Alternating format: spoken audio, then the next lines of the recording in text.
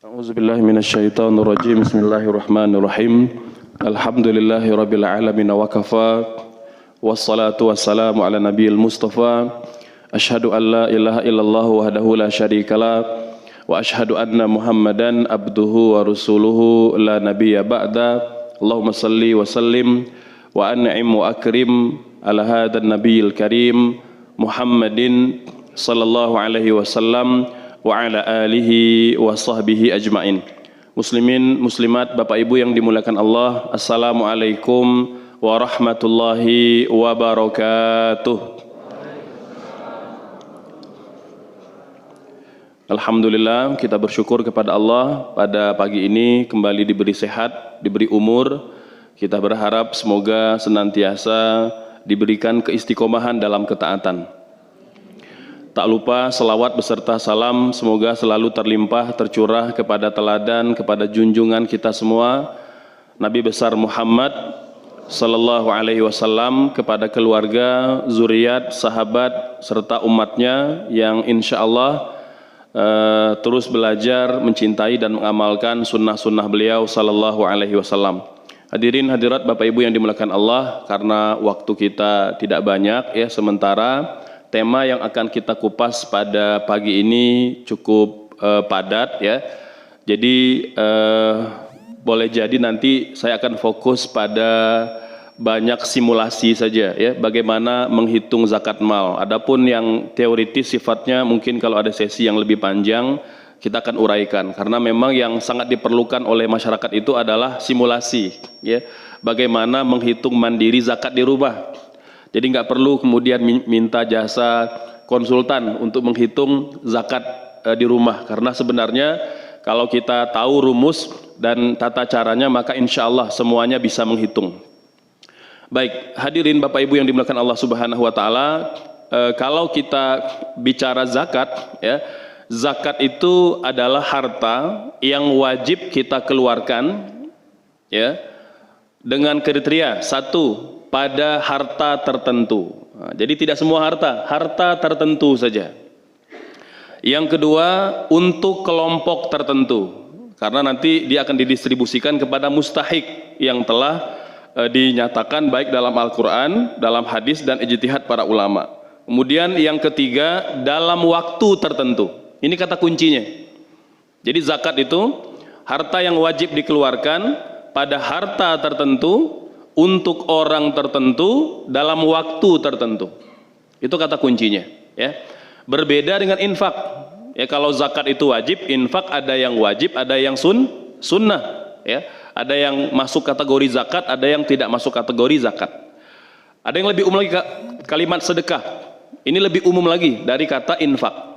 Kalau infak itu mencakup pemberian baik berupa zakat atau non zakat, berupa material ya. Tapi kalau sedekah bisa material, bisa non material. Makanya kita ada dengar istilah sedekah ilmu, sedekah tenaga, sedekah pikiran, karena sedekah lebih umum sifatnya, gitu ya. Nah, dalil kewajiban zakat dinyatakan dalam Quran surah At-Taubah ayat 3. Secara tegas Allah mengatakan, khudz min amwalihim shadaqatan, ambil zakat dari harta-harta mereka, tutahhiruhum wa tuzakkihim biha, yang akan membersihkan dan mensucikan mereka. Ini dasar dari Al-Quran. Kemudian ditambah penegasan Nabi dalam sejumlah hadis beliau, diantaranya hadis yang sering Bapak Ibu baca pada Arba'in Nawawi, bunyal islamu ala khamsin, Islam tegak di atas 5 perkara. Salah satunya wa itaiz zakah, membayar zakat ya. Kemudian juga ditegaskan dalam konsensus ijma, kesepakatan para ulama sejak masa sahabat, insya Allah sampai hari kiamat tidak akan berubah ya. Makanya pada masa Abu Bakar saat Nabi wafat, banyak muncul nabi palsu, banyak yang murtad, banyak orang tidak mau bayar zakat. Kata Abu Bakar, saya akan perangi orang-orang yang tidak mau bayar zakat. Umar langsung komentar, atuqatil man qala la ilaha illallah wa tuqimas shalah, kamu mau memerangi orang-orang yang mengucapkan kalimat tauhid dan yang sholat? Apa kata Abu Bakar? Saya akan memerangi orang-orang yang membedakan antara kewajiban sholat dengan kewajiban zakat. Jadi yang namanya rukun Islam, Bapak Ibu sekalian, tidak boleh dilalaikan satupun, harus dikerjakan. Ya, fenomena pada hari ini misalnya ada orang yang puasa tapi nggak sholat, gitu. Ya, melakukan satu kewajiban, meninggalkan kewajiban yang lain, gitu. Ya, maka para ulama tafsir mengatakan orang yang berbuat ketaatan, ya, tapi dia melakukan kemaksiatan, maka ketaatan itu tertahan sampai dia bertaubat dan menunaikan kewajibannya, baru yang kebaikan ketaatan itu dihitung sebagai pahala. Gitu, ya. Maka penting kita memahami bahwa rukun Islam itu dia saling menopang. 5 pondasi, satu aja pondasi yang hilang maka dia akan rapuh dan roboh. Fungsi zakat, Bapak Ibu sekalian, secara umum fungsi ibadah karena kita melakukan kewajiban kita kepada Allah Subhanahu wa taala, ada makna syukur di sana.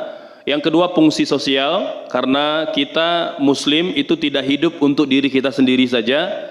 Nabi bersabda, "Innallaha fi aunil 'abdi ma damal 'abdu fi auni akhi." Allah akan membantu seorang hamba selama dia selalu membantu saudaranya.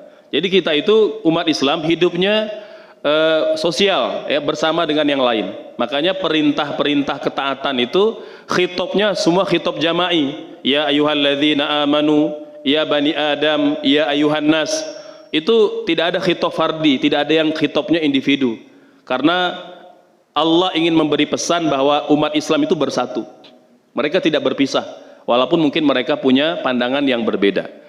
Yang ketiga, fungsi ekonomi. Ada pemerataan, ada pemberdayaan, ya. Dan yang keempat, fungsi pembentukan karakter. Karena dengan kita berzakat, berinfak, kita melatih jiwa kita untuk dermawan, ya, menghilangkan sifat kikir manusia. Karena memang manusia dilahirkan dalam kondisi kikir. Kikir itulah yang perlu kita hilangkan dengan berzakat dan berinfak. Langsung tentang objek dan sasaran zakat. Ustadz, harta yang seperti apa yang wajib dizakatkan? Ya, ini ada setidaknya 6 kriteria. Yang pertama, al-milkut tam, harta itu milik kita penuh. Milik kita penuh. Kalau belum penuh maka dia tidak wajib dizakatkan. Misalnya barang-barang yang masih kita cicil, masih kita angsur, maka dia belum milik penuh. Dia belum wajib dizakatkan. Gitu. Yang kedua, berkembang atau dikembangkan. Ya, Ustadz, saya punya motor di rumah dipakai sehari-hari buat ke kantor, buat bekerja, wajib zakat nggak? Nggak wajib zakat. Mengapa? Dia dipakai untuk sendiri, tidak termasuk lin nama, tidak termasuk untuk dikembangkan. Beda kalau motor disewakan. Ya. Jadi kita udah punya motor kedua, ketiga, atau punya mobil, punya rumah, ya, selain rumah yang kita tempati, kita punya rumah yang lain yang kita kontrakkan kepada orang lain, maka hasilnya yang dizakatkan. Gitu. Ini nanti ada zakat dari kontrakan ataupun penghasilan kita. Yang ketiga, cukup nisabnya. Jadi ada batas kadar minimal wajib zakat. Ya. Baik nanti dengan kadar emas atau dengan kadar zakat pertanian, itu diantara 2 kadarnya, gitu ya. Atau nanti juga bisa pakai beberapa jenis kadar. Jadi kalau kita sebut nisab ini setidaknya ada 4 nisab dalam Islam. Ada yang 2,5%, ada yang 85 gram, gitu ya. Yang kedua, ada yang 520 kg beras bersih, gitu ya. Yang ketiga ada yang 653 kg gabah, gitu ya. Kemudian nanti yang keempat ada yang tidak punya nisab, gitu. Dia langsung dikeluarkan. Ini 4 kategori harta kalau kita ingin lihat dari nisabnya. Kalau belum sampai nisab maka dia tidak wajib zakat. Yang keempat, nah ini penting, lebih dari kebutuhan pokok. Maka nanti Bapak Ibu sekalian, perhitungan zakat kalau kita bertanya bruto atau neto, maka yang wajib itu netonya setelah dikurangi kebutuhan pokok. Ustadz, saya pengen bruto aja, silakan, nggak ada masalah. Kalau ya pengen bayar bruto langsung, ya, nggak dikurangi kebutuhan pokok, nggak ada masalah. Tapi yang wajib disepakati para ulama netonya. Mengapa? Karena memang kewajiban zakat itu atas harta yang surplus dari kebutuhan kita. Ya. Kemudian yang kelima, bebas dari hutang yang jatuh tempo. Gitu. Maka nanti ada biaya pengurang zakat. Kalau bulan itu atau tahun itu kita ada hutang tahunan yang perlu kita bayar jatuh tempo, dibayarkan dulu. Itu lebih wajib. Ya, sisanya kalau masih cukup nisab baru kita keluarkan zakat. Dan yang keenam, haul. Ya, haul ini berlalu waktu setahun. Mengapa perlu haul? Agama ingin memastikan bahwa harta yang kita simpan itu betul-betul surplus dari kebutuhan kita. Jadi waktu penyimpanan setahun itu sudah dianggap surplus. Karena boleh jadi kita ini punya uang di awal bulan, nggak langsung dihabiskan. Mungkin di bulan kedua, bulan ketiga, bulan keempat, maka ada haul. Nunggu setahun dulu memastikan bahwa kebutuhan pokok kita sudah terpenuhi semuanya. Ya. Nah, tapi ini di luar kebutuhan-kebutuhan tambahan ya. Apalagi kalau misalnya keinginan untuk belanja gitu kan selalu ada gitu ya, shopping selalu ada. Maka nanti dia tidak termasuk pengurang zakat. Nah, zakat Bapak Ibu sekalian secara umum terbagi dua. Jadi kalau kita bingung kok zakat banyak banget ya, gampangnya Bapak Ibu, zakat itu terbagi dua aja. Yang pertama zakat mal atas harta yang kita miliki dengan pelbagai jenisnya. Ya, mau dia deposito, mau dia emas dan perak, ya, mau dia investasi, ya, mau dia tabungan dan lain-lain, maka masuk kategori zakat mal. Yang kedua, zakat fitrah. Nah, zakat fitrah ini berkaitan dengan ibadah yang sedang kita jalankan dan mereka yang nanti bertemu dengan bulan Syawal, baru nanti wajib zakat fitrah. Jadi kalau ada orang yang wafat di bulan Ramadan, tidak wajib bayar zakat fitrah karena dia tidak bertemu bulan Syawal. Gitu. Ustadz, tapi keluarga pengen bayar juga, silakan, sunnah hukumnya. Atau bayi lahirnya malam Ramadan, malam Lebaran, nggak bertemu Ramadan, nggak wajib zakat karena dia tidak bertemu Ramadan. Tapi kalau dia brojol di detik-detik terakhir orang mau buka puasa, misalnya lagi 2 menit mau buka puasa yang terakhir, misal tanggal 29 atau 30 Ramadan, dia dilahirkan, sempat bertemu beberapa menit dengan Ramadan dan Syawal, maka sepakat para ulama dia wajib zakat fitrah. Ya, ayahnya atau keluarganya wajib mengeluarkan zakat fitrah. Nah, ini sekelumit ya tentang zakat mal dan zakat fitrah. Nah, kalau kita ingin detailkan Bapak Ibu, yang di sebelah kiri ini objek zakat ya yang disepakati di era salaf. Pertama, emas dan perak. Ya, kemudian biji-bijian dan kurma karena pada masa itu belum berkembang seperti hari ini. Kemudian peternakan pada masa Nabi, sahabat, kambing, unta, sapi aja. Ya, belum ada ikan koi waktu itu. Ya, belum ada lele gitu ya. Nah, jadi belum ada, baru ada sapi, unta atau kambing. Hasil tambang juga emas perak. Belum ada perak ya, belum ada timah, biji besi, minyak bumi, batu bara, belum ada gitu. Kemudian barang dagangan dulu hanya kain ya, terbuat dari bulu kambing atau bulu domba gitu ya. Kemudian perhiasan itu yang dijual, sekarang udah luar biasa. Serta barang temuan atau harta karun. Nah, yang di sebelah kiri Bapak Ibu, ini perluasan objek zakat yang dilakukan oleh para ulama sampai hari ini. Tentunya memperhatikan maqasidus syariah, tujuan-tujuan bersyariat. Karena kalau kita tekstual sekali dengan apa yang ada pada masa salaf, maka berapa banyak orang-orang yang kaya raya yang tidak kena zakat. Padahal ada orang-orang yang kehidupan mereka tidak mewah berlimpah, tetap wajib zakat. Maka ada prinsip-prinsip keadilan dan maqasidus syariah yang dikeluarkan oleh para ulama, maka lahirlah ijtihad ini. Ya, uang misalnya, ada yang mengatakan uang nggak wajib zakat karena uang belum pernah ada pada masa Nabi gitu ya, karena mereka pakai emas perak gitu ya.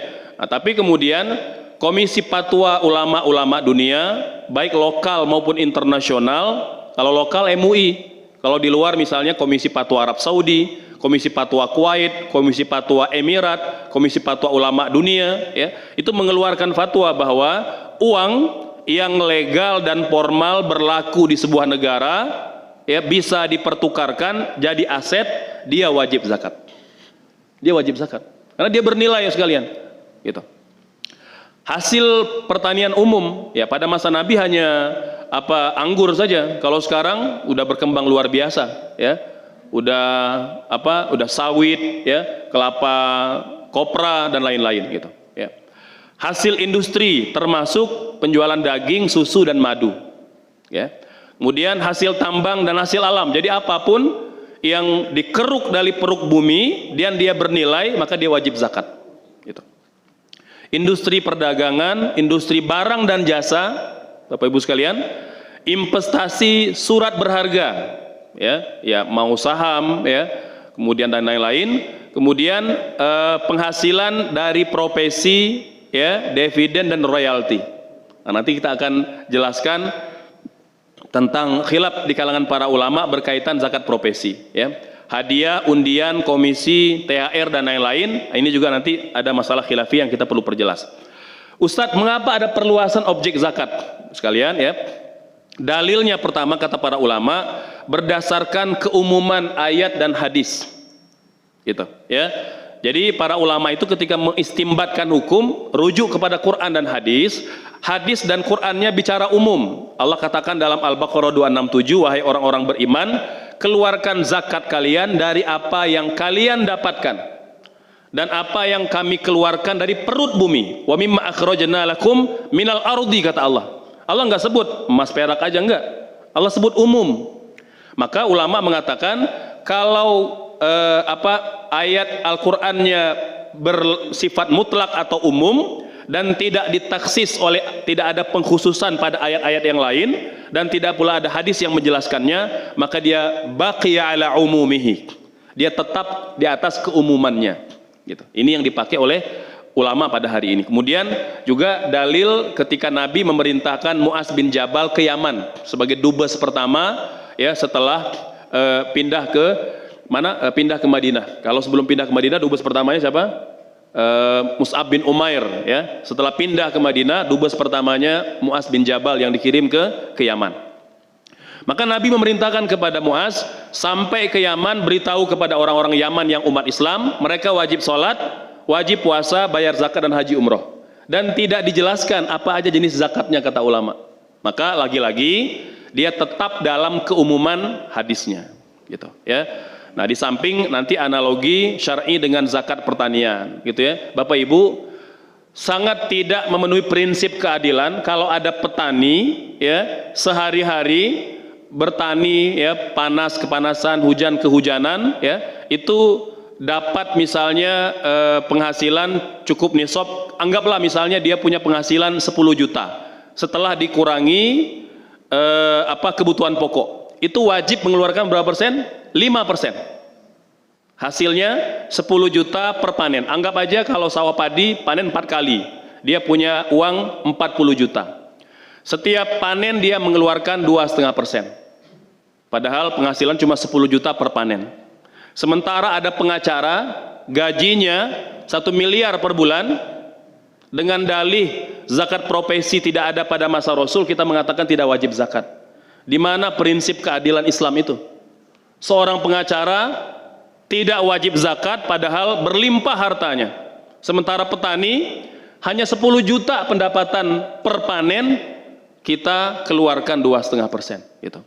Maka Bapak Ibu sekalian, dalam syariah itu ada ilmu maqasidus syariah yang sangat diperlukan dalam rangka membedah dalil-dalil Quran gitu. Maka sebenarnya kalau kita rujuk kepada prinsip dan mekanisme serta metode yang dikembangkan oleh para ulama, kita akan dapatkan justifikasinya bahwa sangat wajar keluarnya fatwa tentang zakat profesi. Tapi bagaimanapun kita akui itu khilaf di kalangan para ulama ya. Namun Bapak Ibu, mayoritas ulama mengatakan wajib adanya zakat profesi, meskipun ada sekelompok orang yang mengatakan tidak wajib ya.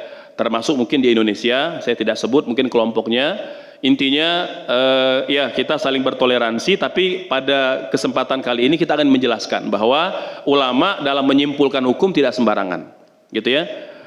Baik, antara yang mewajibkan, pertama Fatwa Lajnah Daimah ini nomor 9 ya, garis miring 281, bahwa zakat profesi wajib dikeluarkan zakatnya. Ini Komisi Fatwa Arab Saudi ya.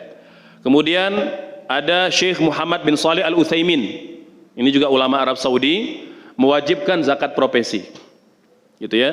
Kemudian beberapa komisi fatwa dunia, ada tadi Lajnah Daimah, ada komisi fatwa Kuwait, ada komisi fatwa Emirat, dan ada Majelis Ulama Indonesia. Ulama-ulama yang mewajibkannya diantaranya adalah Syekh Muhammad bin Shalih Al-Utsaimin, Syekh Abdul Sattar Abdul Ghuddah. Nah, ini Bapak Ibu yang mungkin dosen ya atau mengajar ekonomi atau ekonomi Islam akan banyak menemukan nama beliau, karena beliau salah seorang ulama terkemuka yang banyak karya-karya dalam ekonomi Islam, ya. Kemudian Syekh Ali Qurradari, ini juga seorang profesor doktor menekuni muamalah, ya. Jadi rujukan guru-guru kita di Indonesia, gitu. Kemudian juga Syekh Profesor Dr. Hussein Sahata, ya.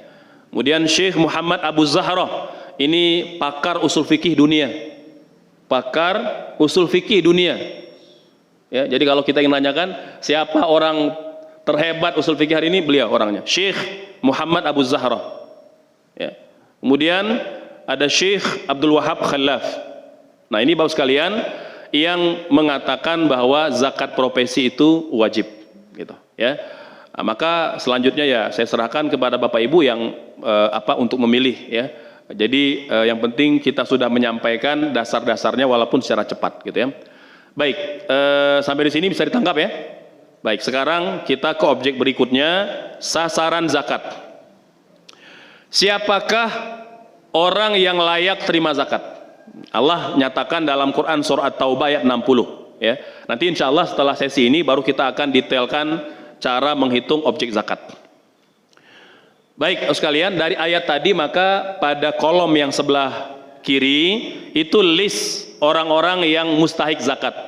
Fakir, miskin, amil zakat, gharib, orang berhutang, ibnu sabil, orang yang dalam perjalanan kehabisan bekal, mu'allaf, ya. Mu'allaf ini kata ulama ya orang yang baru masuk Islam atau beberapa negara menetapkan maksimal 2 tahun. Setelah 2 tahun bukan mu'allaf lagi. Masa udah 10 tahun mu'allaf juga? Ya. Nah, jadi beberapa negara menetapkan maksimal 2 tahun. Setelah itu dia sudah menjadi muslim, gitu. Ya, kemudian memerdekakan budak. Ini ada orang yang ingin merdeka. Ya, dia budak ingin merdeka, maka dia bisa diberikan zakat. Fisabilillah, kalau dulu fisabilillah dimaknai orang yang mengangkat senjata, membela negara atau membela agama. Itu fisabilillah. Yang sebelah kiri, ya, sebelah kanan Bapak Ibu sekalian, yang sebelah sini, itu perluasan sasaran zakat berdasarkan prinsip-prinsip maqasidus syariah. Ya, ada anak yatim yang memang tidak mampu layak terima zakat. Yang kedua, operasional zakat boleh diambil dengan cara yang ma'ruf. Ya, misalnya mau iklan di sosial media, ada biayanya, belum ada biaya, bisa diambil dari perolehan zakat. Ambil yang wajar, jangan berlebihan, karena zakat itu amanah, amanah umat, amanah Allah. Ya. Kemudian membebaskan tawanan, boleh. Ini mulai ada pada era raja-raja Muslim. Memerdekakan negara Islam yang terjajah, mahasiswa atau beasiswa pelajar. Nah, ini juga boleh kita berikan dana zakat, tentunya dengan kriteria yang kita tetapkan. Pembangunan masjid. Nah, Bapak Ibu mungkin bagi kita pendapat ini masih asing, ya, tapi di kalangan para ulama-ulama dunia bahwa pembangunan masjid itu boleh diperoleh dari dana zakat, karena dia masuk kategori fisabilillah, perluasan makna fisabilillah, gitu ya. Tapi tentu lagi-lagi dia perlu dibicarakan, disepakati antara para amilin, gitu ya. Jadi tidak mengambil kebijakan sendiri agar tetap berjalan baik. Dakwah kepada non muslim, pemberdayaan ekonomi fakir miskin, gitu ya. Ini penting, ya. Jadi zakat itu nanti ada zakat produktif.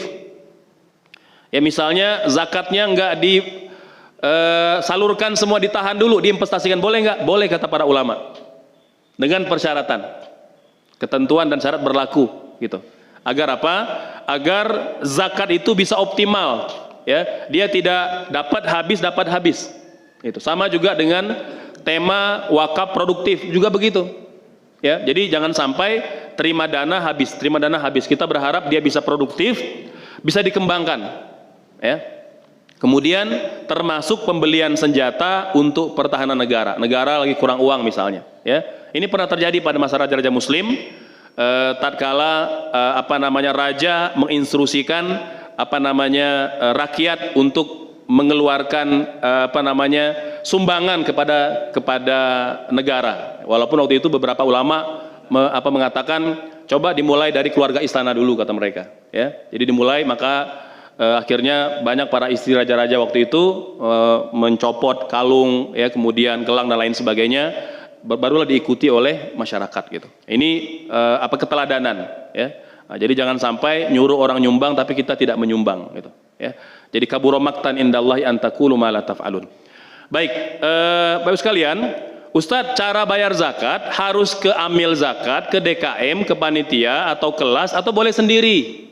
Bapak Ibu, membayar zakat bisa dengan dua cara, self assessment atau official assessment. Boleh dua cara. Kalau kita tahu dalam keluarga kita, kerabat kita, sahabat kita, tetangga kita ada yang mustahik, langsung bisa kita berikan, gitu ya. Tapi kalau kita belum tahu, kemudian juga tidak tahu skala prioritas, kan boleh jadi dia udah terima zakat juga, gitu ya. Maka mungkin di antara keuntungan kalau kita serahkan kepada DKM lebih tahu, dia ada punya pemetaan. Kita kan terbatas pengetahuannya. Tapi kalau panitia zakat kan dia tahu, udah ada pemetaan tahunan, mana sasaran zakat kita tahun ini gitu. Jadi boleh kedua-duanya, ya. Dan untuk zakat kepada keluarga, memang kalau kita punya keluarga yang mustahik, Nabi mengatakan itu lebih utama. Nabi mengatakan kalau kita punya keluarga yang mustahik, mereka lebih utama untuk kita berikan zakat kita. Dengan berzakat kepada keluarga, kita punya dua pahala. Satu pahala zakat, dua pahala silaturahim. Tapi syaratnya, satu, dia mustahik. Kedua, dia orang yang tidak wajib kita nafkahi. Maka suami nggak boleh zakat kepada istri, uang dia wajib dinafkahi. Suami nggak boleh zakat kepada orang tua nggak mampu, wajib dinafkahi anak laki-laki. Orang tua nggak boleh zakat kepada anak, karena anak wajib dinafkahi. Gitu. Jadi boleh kita paman, bibi, ponakan, sepupu, itu boleh. Ustadz, kalau istri boleh nggak zakat pada suami? Ada pertanyaan begitu, ya. Ini terjadi pada masa Rasul. Jadi Rasul pernah ceramah di masjid, kata Nabi, wahai wanita muslimah, bersedekahlah walaupun dengan perhiasan-perhiasan kalian, gitu ya. Kemudian Zainab, ya, salah seorang istri sahabat, pulang ke rumah, bilang ke suaminya, wahai suamiku, kamu kan orang yang termasuk yang mustahik, gitu ya, orang yang tidak mampu. Boleh nggak saya zakat sedekah ke kamu aja, gitu ya. Tolong tanyakan ke Nabi, ya. Minta suami nanya ke Nabi, kata Abdullah bin Mas'ud, kamu aja, saya malu nanya. Jadi malu nanya, karena kan nggak enak ya suami nanya ke Nabi. Maka berangkatlah Zainab, nyampe ke rumah Nabi, ternyata sudah ada muslimah yang lain mau nanya juga hal yang sama. Boleh nggak suami bayar zakat atau sedekah pada suami? Di pintu ada Bilal, ya, minta izin nanya, kata Zainab, tolong jangan bilang-bilang ya kalau saya istrinya Abdullah bin Mas'ud. Nah, jaga perasaan suami, gitu ya. Maka baik, kata Bilal, maka Bilal masuk menemui Nabi, kata beliau ada dua wanita muslimah mau nanya. Kata Nabi, siapa yang nanya? Dua wanita muslimah, siapa yang nanya? Kata Nabi. Jadi Nabi memaksa, ya. Maka kalau Nabi sudah maksa, maka Bilal paham, artinya ada sesuatu yang perlu Nabi ketahui. Maka Bilal mengatakan Zainab, istrinya Abdullah bin Mas'ud. Maka Nabi mengatakan setiap sedekah dan zakat yang diberikan istri pada suami yang tidak mampu menjadi pahalanya di akhirat. Subhanallah. Maka dalil ini menjelaskan bahwa istri boleh bersedekah, boleh berzakat pada suami kalau dia mustahik. Kalau dia mustahik. Gitu. Mengapa? Karena pertama dalil tadi, yang kedua karena istri tidak wajib menafkahi suami. Nah, orang-orang yang tidak wajib kita nafkahi boleh kita berikan zakat. Gitu. Tapi kalau orang itu wajib kita nafkahi, maka tidak boleh diberikan zakat, gitu. Baik, berikutnya Bapak sekalian, ini saya lewat aja bab amil ini, kita lewat dulu ya. Kita langsung aja ke objek zakat. Nah, ini ya. Bapak sekalian, jadi secara umum kalau kita punya harta ya berupa emas dan perak, maka nisabnya nisab emas. nilainya harus nyampe 85 gram emas, ya, haulnya setahun, dikeluarkan 2,5%. Nah, jadi Bapak Ibu yang nyimpan emas, perhiasan atau logam mulia, di luar yang dipakai perhiasan sehari-hari ya. Jadi misalnya ibu-ibu punya misalnya 100 gram gitu ya, 85 gram disimpan, 15 gram dipakai buat sehari-hari, maka yang 15 gram nggak dihitung ya, yang dihitung itu yang disimpan aja. Ustadz, tapi kalau saya pakai semuanya itu nggak wajar ya, nggak wajar kalau dipakai semua gitu ya. Karena ini pernah terjadi pada masa Rasul, ada wanita muslimah pakai gelang segede gaban gitu ya, dipakai di kakinya, besar sekali. Ya mungkin dia beralasan kalau dipakai nggak wajib zakat. Kata Nabi, itu gelang yang kau pakai sudah zakat belum? Belum. Keluarkan zakatnya, kata Nabi. Maka ulama menyimpulkan perhiasan yang dipakai tidak wajar tetap wajib zakat. Jadi nggak ada alasan. Dipakai setengah kilo di sini gitu misalnya kan, setengah kilo di sini gitu enggak. Ya jadi pakailah yang wajar. Ya kalau bawah masih 15, 20 itu masih wajar lah gitu ya, insya Allah. Nah, tapi kalau kita punya yang lain, maka yang dihitung itu yang kita simpan. Ustadz, kalau tabungan gimana? Kalau tabungan sama dengan nilai emas, artinya dihitung nisabnya 85 gram emas nilainya, dikeluarkan setiap tahun. Jadi saldo plus keuntungannya, saldo akhir ya. Jadi dan tidak dihitung bunganya. Jadi kalau yang nyimpan di bank konvensional, bunga tidak dihitung ya, karena bunga tidak sah dizakatkan ya, tapi dia boleh disedekahkan kepada orang lain untuk menikmati. Nggak boleh bayar zakat kita, nggak boleh pakai haji umroh, nggak boleh bayar hutang, nggak boleh bayar fidyah, tapi bunga itu boleh orang lain yang memanfaatkan. Silakan, mau bangun jalan, mau bagi APD gratis, mau nutup lubang yang jalan yang lubang, silakan. Pokoknya orang lain yang menikmati. Tidak boleh zakat kita, tidak boleh zakat, tidak boleh haji umroh, tidak boleh bayar hutang, tidak boleh bayar fidyah, tidak boleh dinikmati oleh kita. Ini fatwa MUI, kategori dana non halal. Dia legal secara undang-undang Indonesia, tapi tidak halal secara syar'i, maka disebut dana non halal gitu.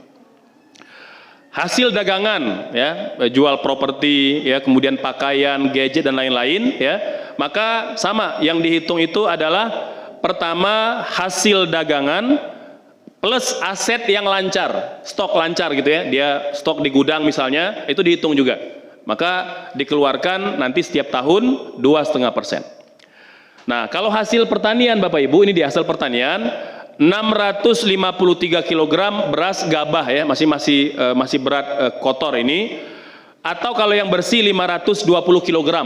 Nah, kalau mencapai ini maka nanti zakatnya 5-10% setiap kali panen. Bapak Ibu yang punya sawah ladang ya di kampung atau dimanapun, maka keluarkan 5-10%.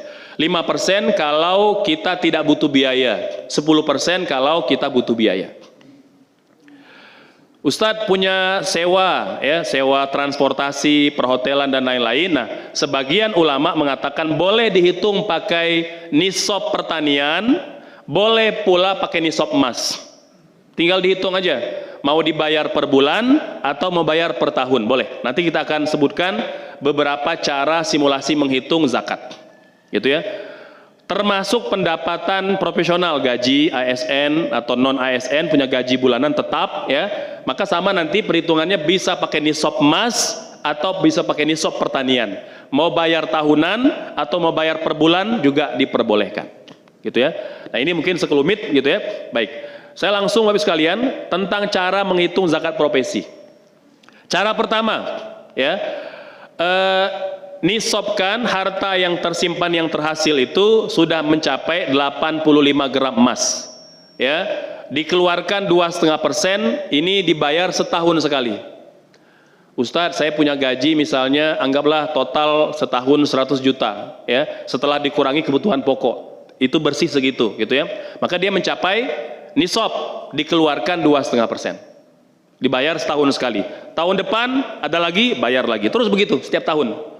Ini zakat tahunan, gitu ya. Atau bisa pakai cara yang kedua, dia dibayar per bulan, tidak menunggu haul. Artinya kalau udah nyampe nisab 85 gram emas langsung dikeluarkan. Pokoknya nyampe nisab keluarkan, nyampe nisab keluarkan. setelah dikurangi kebutuhan pokok. Mungkin per bulan, mungkin 3 bulan, mungkin 4 bulan gitu ya.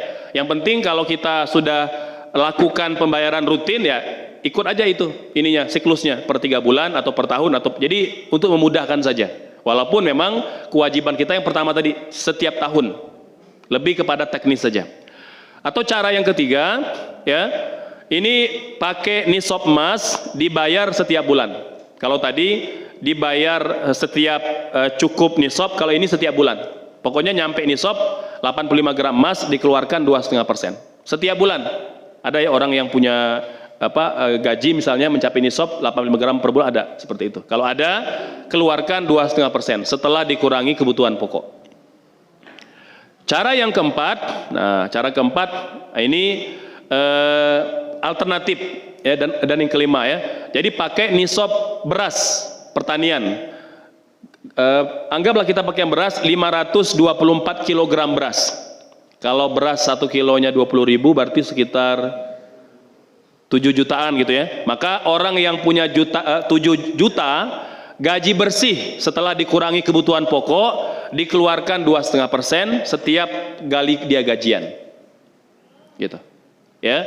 Ini kalau kita mau bayar 2,5%. Ada juga yang 5%. Karena dikatakan kan kalau kias ke zakat pertanian pakai pertanian 5%. Kenapa 2,5%? Nah, tapi dalam hal ini ulama mentalfik, menggabungkan pendapat madhab, memilih pendapat yang paling ringan. Talfik ya, ulama pada hari ini membolehkan seperti mana uraian Syekh Wahab Az-Zuhaili dalam fikih Islam Mu'adillatu, kata beliau talfik diperbolehkan dengan tujuan daf'ul masyaqqah, untuk menghindari kesulitan dan keberatan di tengah umat. Maka pendapat yang memang paling ringan ya Bapak Ibu, jadi kita keluarkan 2,5%. Nisabnya ada 2 pilihan, mau pakai nisab pertanian atau mau pakai nisab emas, mau bayar per tahun atau mau bayar bulanan gitu ya. Nah itu hadirin Bapak sekalian, sedikit simulasi ringan terkait dengan cara menghitung zakat gitu. Baik, mungkin itu sebagai pengantar biar ada waktu untuk diskusi. Silakan mungkin Bapak Ibu kalau ada pertanyaan kita persilakan. Ya, mungkin dari sini dulu sebentar, nanti baru ke Bapak ya. 1, 2, 3 gitu ya, nanti baru ke sana gitu. Ya, mangga Pak.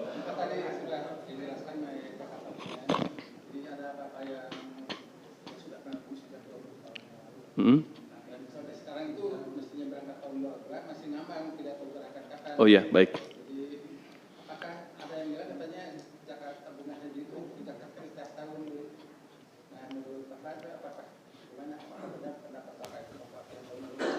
Ya.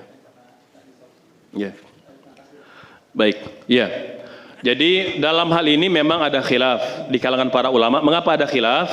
Karena status uang tadi apakah kita nabung atau kita beli produk haji. Kalau kita nabung, artikan itu masih milik kita. Kita bisa menariknya kapan saja. Kalau betul asumsi itu memang milik kita, kita bisa nariknya kapan saja, maka dia wajib zakat. Tapi kalau dia dipahami setoran haji kepada pemerintah, dia nggak bisa ditarik dan tidak wajib zakat. Mengapa? Dia bayaran kita. Kita mau beli produk nih, mau beli produk haji, ya sudah bayar cicilan, maka yang telah kita cicil yang nggak diwajibkan zakatnya, gitu Bapak.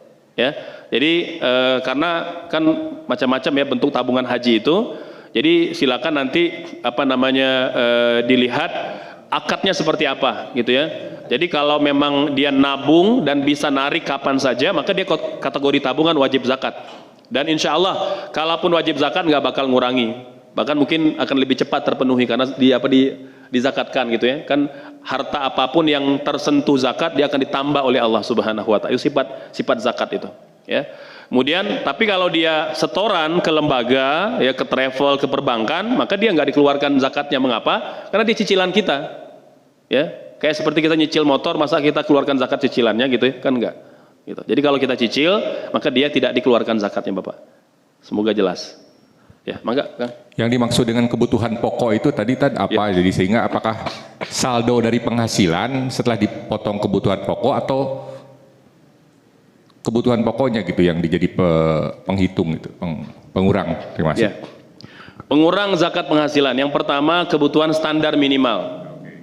Kebutuhan standar minimal. Sandang, pangan, papan, transportasi, pendidikan, kesehatan yang minimal ya. Ini bukan yang maksimalis ya. Oh ini kesempatan ini enggak ya. Ya yang minimalis lah ya. Artinya keperluan kita tuh kira-kira ya sebulan itu mungkin ada yang sakit, ada yang demam, kira-kira kita punya simpanan dana darurat gitu ya. Keluarkan dulu gitu cadangannya gitu. Ya. Jadi itu maksudnya yang minimalis. Ya. Dan Bapak Ibu yakinlah bahwa harta kita nggak bakal berkurang dizakatkan. Demi Allah nggak bakal berkurang. Yang ada bertambah dan dilindungi oleh Allah. Gitu. Ya, amin. Maka ini yang pertama. Yang kedua, hutang jatuh tempo. Ya, jadi yang dikurangi hutang jatuh tempo, baik hutang bulanan atau hutang tahunan. Ustadz, saya punya hutang 10 miliar lagi gimana? Ya, itu kan lama, masih panjang jedanya misalnya gitu ya. Maka dia nggak dihitung pengurang zakat. Yang dihitung itu yang jatuh tempo saja. Cicilan, betul. Ya, ini ya. Jadi pengurang zakat penghasilan. Semoga jelas. Ya, mangga Bapak silakan. Tadi. Ya. Makasih Pak Ustadz. Assalamualaikum warahmatullahi wabarakatuh. Waalaikumsalam warahmatullahi wabarakatuh. Mungkin belum tersampaikan yang mengenai bonus, Ya. terutama pegawai ya, bonus tahunan. Ya. Kalau THR bukan, ini bonus tahunan lah yang mendapat bonus di perusahaan maupun di instansi lain. Yang kedua mengenai tunjangan hari tua. Itu biasanya di satu perusahaan atau di instansi ada yang mendapat sekaligus ya, tunjangan hari tua. Zakatnya seperti apa? Kalau dia bersisa setiap tahun tidak terpakai atau terpakai sedikit masih bersisa, apakah tetap dia setiap tahun dikenakan zakat? Ya. Terima kasih. Ya. Assalamualaikum warahmatullahi wabarakatuh. Waalaikumsalam warahmatullahi wabarakatuh. Baik sekalian, tentang bonus, THR ya, hadiah, tunjangan dan lain-lain yang dia tidak tetap, datangnya itu tiba-tiba aja. Maka ulama punya dua pandangan dalam hal ini. Ya, pandangan pertama dia dikategorikan rikas, harta temuan langsung dikeluarkan 20%. Dapat THR 10 juta, keluarkan 2 juta. Itu pendapat yang pertama. Ya, apapun yang kita dapat secara tiba-tiba tidak terduga dikeluarkan 20%. Karena dikategorikan rikas 20%. Ini pendapat yang pertama. Ya bagi yang ringan silakan mengambil pendapat yang pertama. Yang kedua, dia diakumulasikan dengan pendapatan tahunan. Digabungkan aja. Ya, penghasilan pada bulan itu dihitung. Kalau biasanya kita per tahun itu 100 juta, tambah THR misalnya jadi 110 juta. Kurangi berapa yang pokok, maka sisanya dikeluarkan 2,5%. Itu ada dua cara Bapak. Ya. Jadi ini pendapat yang kedua yang populer. Ya. Ada juga pendapat yang ketiga mengatakan tidak wajib zakat karena dia tidak diprediksi gitu ya. Dan boleh jadi memang begitu dapat kan kita langsung misalnya ingin membagi kepada siapa ya, kepada anak, jadi langsung tersalurkan. Mungkin pendapat ini bisa dipakai kalau memang kita melakukannya, gitu ya. Dapat 10 juta nih THR dari rumah, langsung kasih ke istri misalnya, nah, itu alhamdulillah ya. Maka dia tidak keluarkan zakat untuk bagian itu. Kalau memang langsung tersalurkan. Namun pendapat yang populer ada dua tadi Bapak, dikeluarkan langsung 20% atau dikeluarkan 2,5% berakumulasi dengan harta kita. Gitu. Enggak masih ada? Masih ya, Pak. Ya, yang terima kasih, oh ya, Pak. punten Kang, yang itu tadi punten ya. Ya silakan. Nanti baru ke Bapak nanti ya. Silakan. Ada mic. Nanti baru ke sini ya. Tadi soalnya sudah duluan hapunten. Ya, mangga Kang. Hapunten tadi nggak kelihatan. Assalamualaikum warahmatullahi wabarakatuh. Waalaikumsalam. Mangga. Saya mau bertanya Pak Ustadz, untuk zakat bagi orang yang berpenghasilannya kehalalannya tidak jelas, misalnya contoh saya lah, saya kan tukang gambar. Kalau dulu itu hukum ngegambar tuh masih samar-samar nih di Islam. Baik. Bahkan statusnya disamakan dengan tukang pahat berhala lah. Ya, baik. Gitu. Apakah zakatnya itu sah atau enggak gitu? Ya, terima kasih Pak Ustadz. Ya, baik. Ini bagus banget ya. Ini langsung membuka satu topik penting ya, sangat penting sekalian ya. Bahwa yang disepakati oleh para ulama, gambar yang haram itu apabila memenuhi 5 kriteria.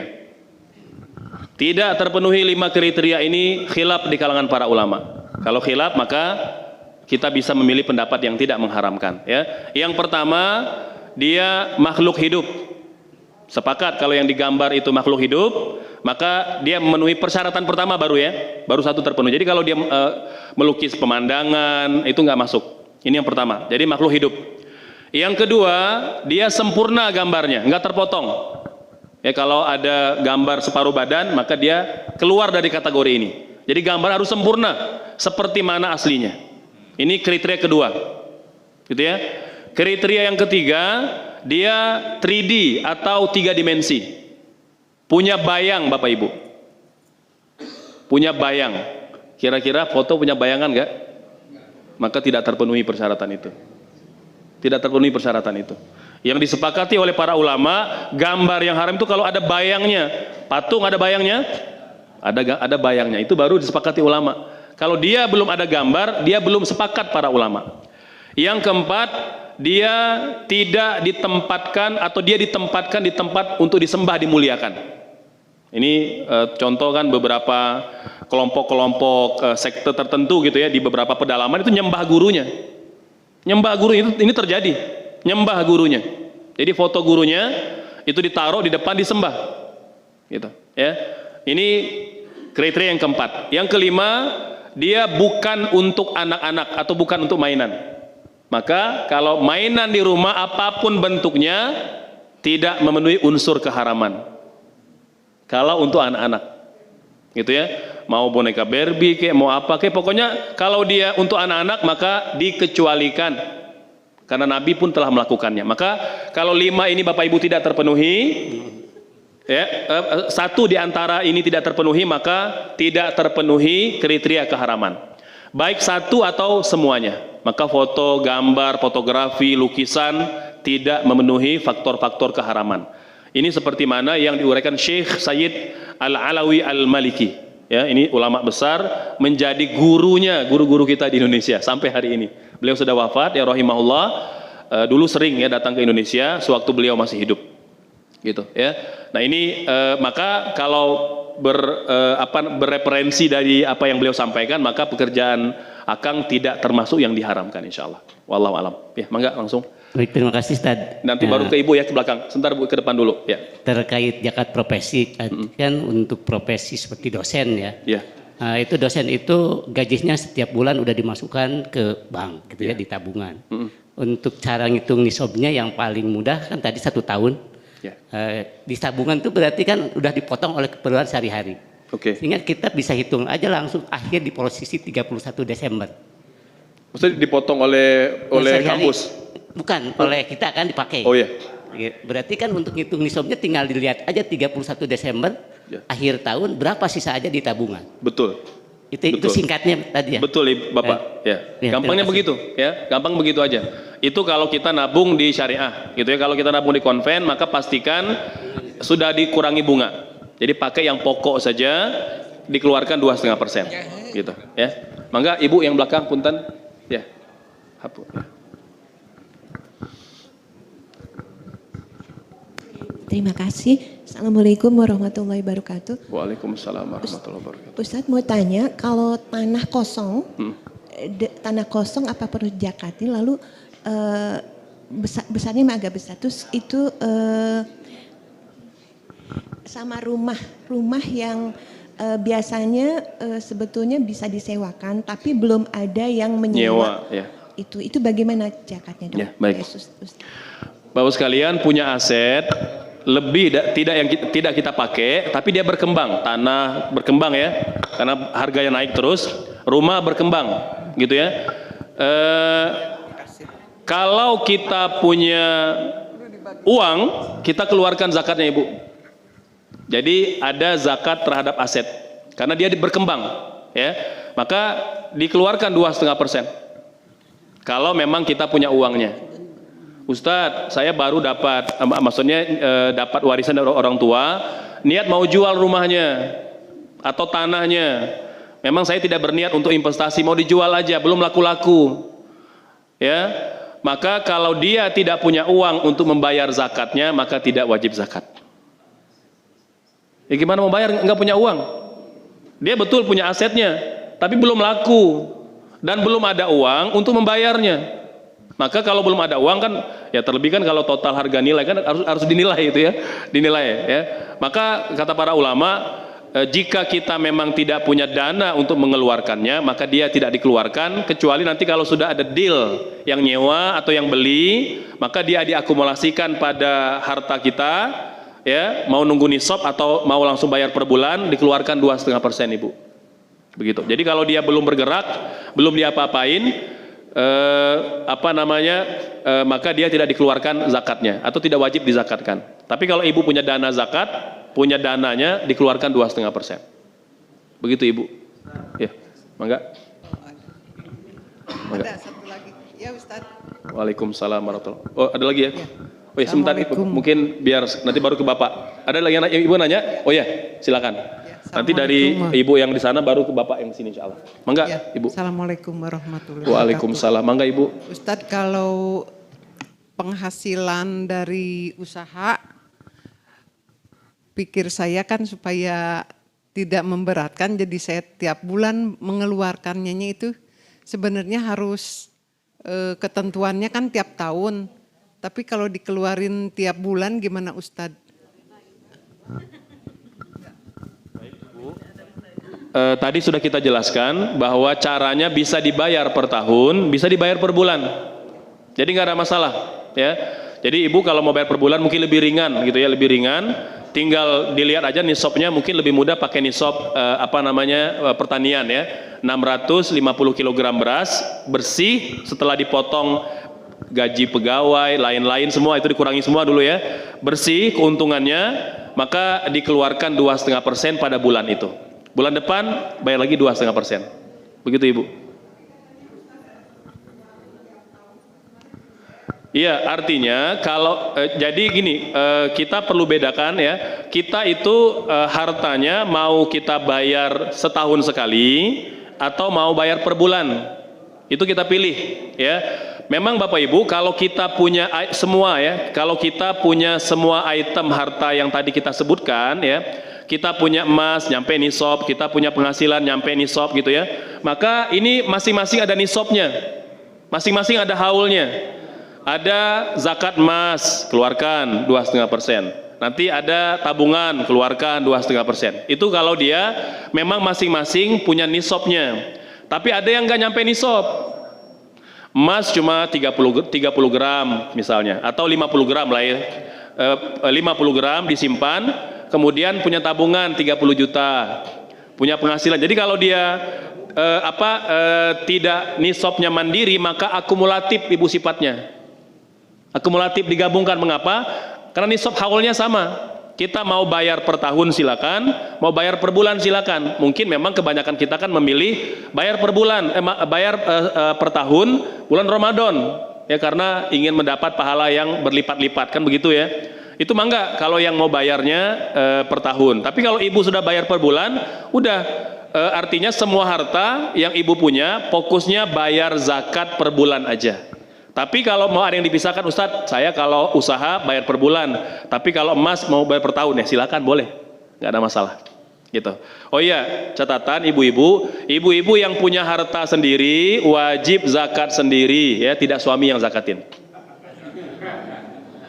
Kecuali zakat fitrah, ya. Zakat fitrah kepala keluarga yang wajib membayar, ya, anak, istri, tanggungan suami atau ayah. Tapi kalau zakat, ibu-ibu punya harta, bayarnya mandiri, tidak dibayar oleh orang lain, gitu ya. Kalau suami mau ngasih, ya itu tambahan lah, dihitung zakat lagi nanti, ya. Baik, mangga Bapak silakan. Ya, makasih Ustadz. Assalamualaikum warahmatullahi wabarakatuh. Waalaikumsalam. Ada beberapa hal yang ingin saya tanyakan Ustadz, yang menggelitik di hati. Pertama ini, umpamanya begini, kan sebetulnya kita itu ada kewajiban pajak kan Ustadz ya. Pajak itu, ya. Ada yang dipotong, ada yang kita menghitung sendiri, ada juga yang dipotong langsung kayak begitu. Nah kemudian ya terus terang Ustadz ya, hampir di kita itu kalau disuruh ngitung sendiri itu sama pemerintah itu tidak pernah persis gitu ya. dengan alasan kadang-kadang niat di diri kita itu saya lebih baik ngurus pajak, ngurus zakat gitu kan. Itu niat itu benar tidak? Itu pertama itu. Ustaz. Kemudian yang kedua, ini masalah umpamanya begini. Kita dulu ya atau sampai sekarang juga menghitung zakat itu tidak merasa tidak detail lah gitu ya. Nah kemudian kita niat, umpamanya kita sering memberikan kaum mustahik lah kalau menurut kita ya. Nah niatnya itu baiknya itu niat zakat dengan maksud ya ada akumulasi nantinya. Dan kalau ada kelebihan nanti insya Allah mungkin Allah akan masukkan ke infak. Ya, atau yang niatnya kita itu infak. Nah, kemudian nanti akan juga kan ada yang mengatakan bahwa itu akan kalau kelebihan akan atau bisa sebagai penutup zakat kita gitu ya. Nah itu mungkin dua hal itu yang saya kira yang menggelitik di hati saya. Itu aja Ustaz. Terima kasih. Baik Bapak. Ya. Baik Bapak sekalian, pertama tentang pajak. Ya, memang Bapak Ibu sekalian, idealnya bagi umat Islam yang diberlakukan itu zakat, karena itu adalah menjalankan fungsi pajak sebenarnya, ya, untuk kesejahteraan rakyat, ya, pemerataan, pemberdayaan umat, gitu ya. Seperti yang dilakukan pada masa Rasul, pada masa Khulafaur Rasyidin, gitu ya. Hanya memang kadangkala Islam atau umat Islam kan berada pada kondisi tidak selalu ideal, gitu ya, di mana mungkin pemerintah memberlakukan sejumlah pungutan, pajak dan lain-lain ya. Secara fikih diperbolehkan, Bapak Ibu sekalian, pajak itu diperbolehkan, tapi tentu ada syarat dan ketentuan berlaku. Jadi tidak sembarangan, karena memang idealnya umat Islam itu yang memimpin sebuah negeri, maka mereka hanya dikenakan pajak, ya. Kalau dikenakan zakat, kalau pajak itu non muslim. Itu ideal begitu ya, ideal. Tapi kan tadi kita bicara tidak ideal ya. Negara-negara muslim termasuk juga Arab Saudi pada hari ini sudah memberlakukan pajak. Gitu ya. Nah, jadi subhanallah itu kondisi yang tidak ideal, dan selama pajak itu terkelola dengan baik, insya Allah kita menjadi sedekah kita insya Allah. Ya, walaupun mungkin wajib dalam pengertian sebagai warga negara, gitu ya. Itu satu. Bapak Ibu yang bekerja di pajak nggak ada masalah, halal insya Allah ya, sudah ada fatwanya. Jadi karena itu termasuk pekerjaan yang dibenarkan gitu ya. Adapun salah kelola itu kan bukan kita mengharamkan lembaganya gitu ya, tapi pekerjaan pelaku atau oknumnya gitu ya. Jadi tidak ada masalah kalau ada di antara Bapak Ibu, keluarga, anak, ponakan yang bekerja di perpajakan, selama itu menjadi bagian yang diperlukan dalam sebuah negara, gitu ya. Baik, yang kedua terkait dengan uang yang telah kita beri kepada mustahik, gitu ya. Apakah boleh kita hitung secara akumulatif zakat kita? Kalau memang kita mau bayar angsur-angsur, boleh kita niatkan. Ya, misalnya kita bayar dalam jangka waktu sebulan, ya, kita bayar nyicil, misalnya kita kasih ke ponakan-ponakan gitu ya, kemudian misalnya paman bibi kita gitu ya, secara berangsur-angsur, nanti tinggal dihitung ya berapa totalnya, sudahkah dia memenuhi 2,5% zakat kita, boleh begitu ya. Walaupun memang kalau kita bisa bayar langsung, bahkan jumlahnya besar, itu lebih baik, karena kita ingin irna. Bapak Ibu sekalian ya, di negara tetangga kita itu kadang mustahik zakat sampai dapat zakat itu sampai 10 juta, 15 juta per kepala. Itu luar biasa. Artinya uang itu tidak hanya cukup, tapi bisa jadi modal. Makanya negara tetangga kita termasuk yang paling cepat turun angka kemiskinannya, karena ada upaya itu. Maka nanti kalau kita lihat, memang pendapat mayoritas para ulama, zakat itu tidak wajib dibagi 8, tidak harus semua dapat. Kata jumhur ulama. Walaupun Imam Syafi'i mengatakan wajib dibagi 8 gitu ya. Artinya masing-masing asnaf itu dapat 12,5% dari total penghasilan zakat. Tapi kalau jumhur mengatakan enggak. Itu diserahkan kepada kebijakan amil. Contoh misalnya masyarakat komplek misalnya Masjid Nurul Masyriq, target kita punya tetangga ini butuh bantuan cepat biar dia mandiri. Targetnya tahun ini dia mandiri.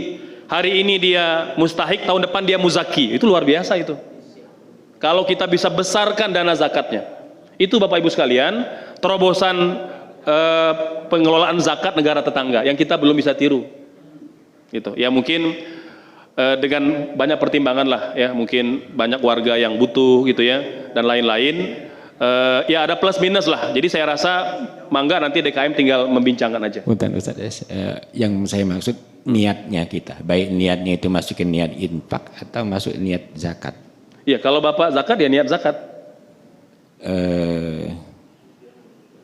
Enggak begini maksudnya Ustaz.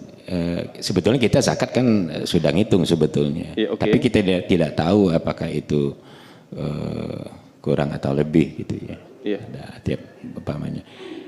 Nah, tapi kita merasa kekhawatiran kalau kurang gitu. Nah, sehingga kita kalau umpamanya memberikan secara itu kalau begitu mungkin lebih aman niat zakat aja. Jadi dengan harapan kalau umpamanya lebih ya masuk ke infak. Atau niatnya niat infak kemudian nanti atau sama saja Ustaz itu. Iya. Bapak sekalian, beda ya. Kalau zakat, maka dia wajib infak, dia tidak mesti wajib. Bahkan infak itu lebih condong tidak wajib. Tapi kalau disebut zakat, maka dia wajib. Gitu. Maka Bapak ketika kita mengeluarkan zakat wajib niat. Innamal a'malu bin niat. Ngasih orang nggak niat, ya jadi sedekah aja. Nggak mengurang zakat kita. Maka Bapak pastikan niat. Dan niat itu tidak wajib ada prosesinya. Saya keluarkan zakat saya 2 juta dibayar tunai. Itu nggak wajib ada prosesinya. Ustaz tapi di masjid-masjid pakai itu ya boleh aja, tapi nggak wajib. Bapak Ibu nelpon ke DKM, Pak DKM, saya udah transfer 10 juta zakat saya, udah cukup itu, udah cukup. Itu sudah memadai. Bahkan Bapak Ibu kalau kita mau zakat ke tetangga, keluarga, kalau bisa jangan pakai kata zakat. Yang penting udah niat. Punten ini untuk anak-anak di rumah, cukup gitu. Karena apa? Kadangkala keluarga kita, walaupun dia mustahik, kadang-kadang kata zakat itu agak menyakitkan. Punten Bapak Ibu. Ya. Jadi ulama mengatakan yang wajib itu niat. Penyerahan itu boleh dengan kalimat apapun. Kalau bisa dikemas selembut mungkin. Ini buat bantu-bantu di dapur. Udah begitu aja, cukup. Yang penting di awal sudah niat. Itu zakat kita. Itu. Bahkan haram hukumnya Bapak Ibu, kita mengucapkan kata zakat kepada orang yang membuat dia tersakiti. Haram hukumnya. Apalagi sambil bikin konten gitu, dipoto lagi fotonya gitu ya. Oh, ini saya udah beli zakat ke rumah, ya subhanallah. Itu mengaibkan sekalian. Ya hapunten Bapak Sekalian. Jadi kalau yang mau bikin laporan ya tidak harus terlihat wajah gitu ya, mungkin disamarkan atau mungkin ya tidak individu, mungkin bisa rame-rame gitu ya. Jadi terasa lebih natural gitu. Karena kita memang diperintahkan membayar zakat itu tidak semata-mata zakatnya, tapi adabnya dijaga. Gitu. Wallahu alam. Silakan, masih ada waktu atau kumaha? Cukup? Cukup, alhamdulillah. Om Yan, Bapak Ibu sekalian, wassalamualaikum warahmatullahi wabarakatuh.